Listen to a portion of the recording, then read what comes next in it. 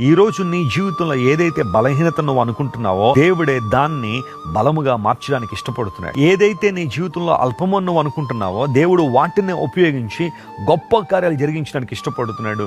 నువ్వు చేయాల్సిందేంటో తెలుసా? సంపూర్ణంగా దేవుని సమర్పించుకోవడం. ప్రభువా, నా వల్ల ఇది కాదు, కానీ నీతో సమస్తము సాధ్యమే. పౌలు భక్తుడు అన్నాడు కదా, నన్ను బలపరిచే దేవుని యందు నేను సమస్తము చేయగలను. దేవుడు నన్ను బలపరుస్తాడు గనుక, ఆయన నన్ను నిలబెట్టువాడు గనుక నేను సమస్తము చేయగలను. That should be your confidence.